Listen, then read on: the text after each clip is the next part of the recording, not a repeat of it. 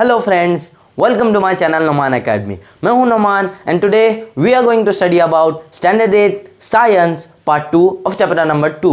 You can get the link of part 1 in my description. Guys, अगर आप मेरे channel पे नए हो और आपने अभी तक मेरे चैनल को सब्सक्राइब नहीं किया है तो प्लीज़ सब्सक्राइब कीजिए एंड बेल आइकन प्रेस करना बिल्कुल भी मत भूलिए। सो गाइस, ये वीडियो होने वाला है हमारा पार्ट 2।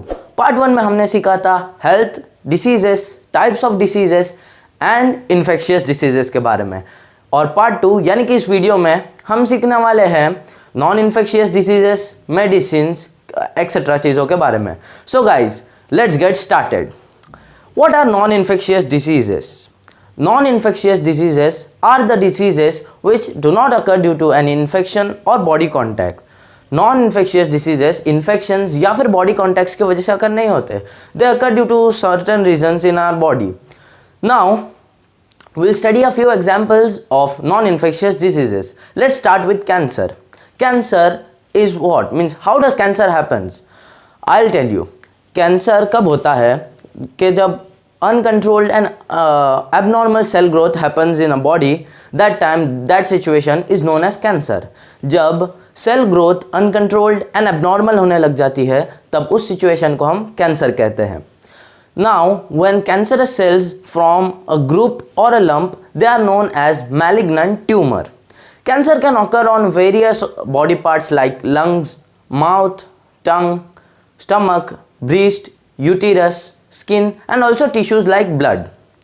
Now, मैं आपको बताना चाहूँगा कि किन रीजंस के वजह से कैंसर ऑकर होता है। तो रीजंस जैसे कि consumption of tobacco, gutkha, smoking, alcoholism, lack of fibre content in food, मतलब लीफी वेजिटेबल्स एंड फ्रूट्स का कम सेवन करना, then excessive junk food consume करना, एंड इट में ऑल्सो भी ड्यू टू हेरिडिटी। इन सब रीजंस की वजह से कैंसर कॉज हो सकता है। Now will study the symptoms of cancer. Symptoms of cancer are hoarse voice, chronic cough, difficulty in swallowing, incurable scar, inflammation, lumps in breast and unexplained weight loss। ये सब cancer के symptoms होते हैं। अब हमने reasons and symptoms of cancer के बारे में तो स्टडी कर लिया। चलिए, now will learn about the diagnosis of cancer. तो कैंसर के डायग्नोसिस के मेथड्स सीटी स्कैन होते हैं, then MRI scan, mammography, biopsy. अब बात करते हैं ट्रीटमेंट ऑफ कैंसर की। तो मेथड्स यूज़ किए जाते हैं जैसे कि chemotherapy, radiation therapy and surgery, and modern techniques like laparoscopic surgery and robotic surgery. इन सब ट्रीटमेंट मेथड्स के जरिए से कैंसर को ट्रीट किया जाता है। So guys, this was all about cancer. Now will move towards our second non infectious disease example which is diabetes. Actually diabetes होती क्या है मैं आपको बताता हूँ। हमारे बॉडीज में जो पैनक्रियाज होते हैं, they produce an insulin, they produce hormone insulin, and ये हार्मोन इंसुलिन हमारे ब्लड में blood sugar level and glucose level को मेंटेन रखता है। एंड जब इन पैनक्रियाज में से this hormone insulin secretes in a low quantity, जब ये लो क्वांटिटी में सिक्रेट होने लग जाता है तब हमारे ब्लड में शुगर लेवल अनबैलेंस्ड हो जाती है, and this disorder is known as diabetes.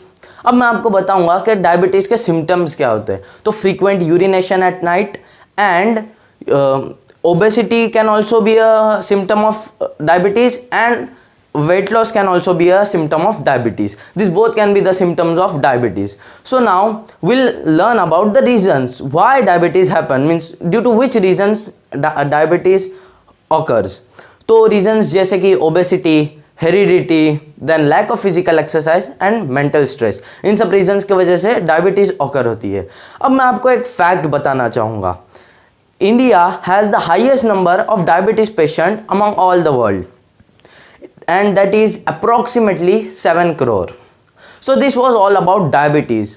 चलिए, now we'll learn about heart diseases.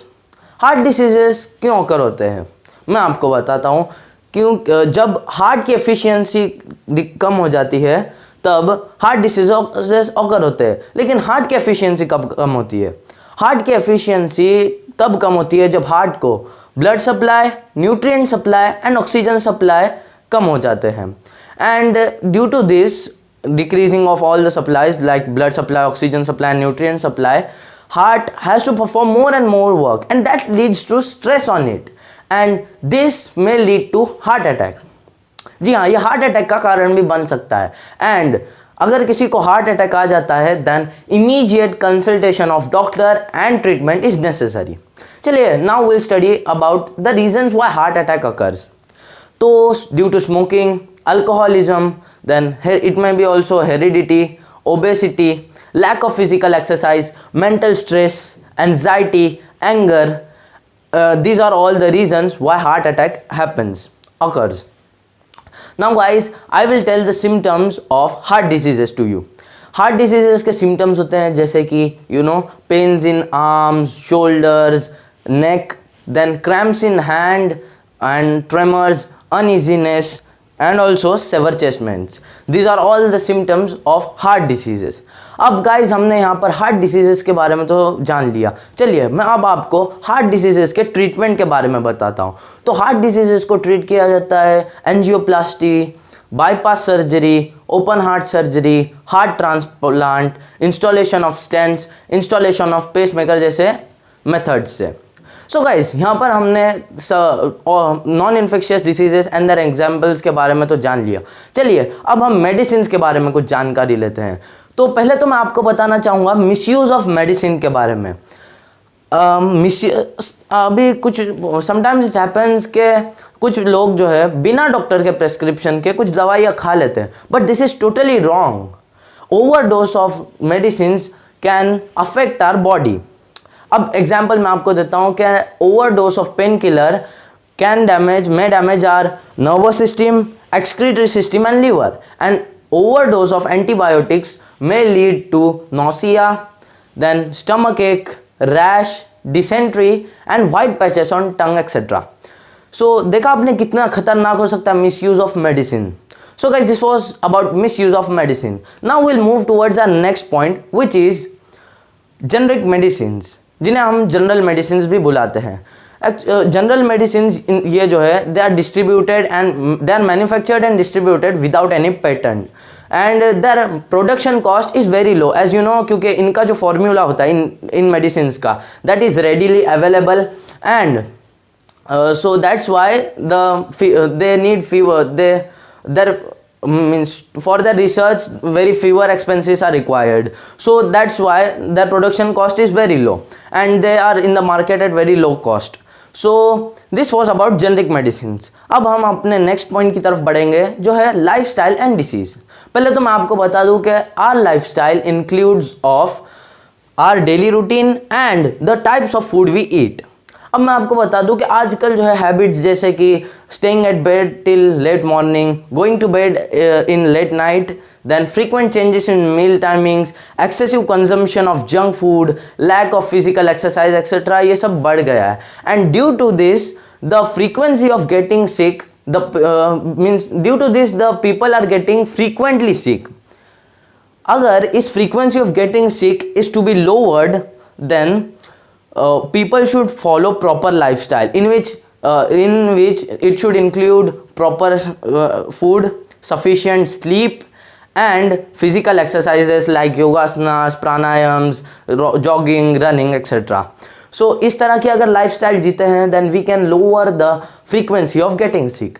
So guys यहाँ पर हमने हमारा second lesson and second part complete कर लिया है, बट अगर आपको कुछ समझ में ना आया हो तो please let me know it in the comment box. I will surely explain it to you in my next video. So guys thanks for watching my video. अगर आपको ये वीडियो अच्छी लगी हो तो प्लीज़ लाइक कीजिए एंड अपने classmates के साथ भी शेयर ज़रूर कीजिए. सो गाइज मिलते हैं अगली वीडियो में. Bye bye.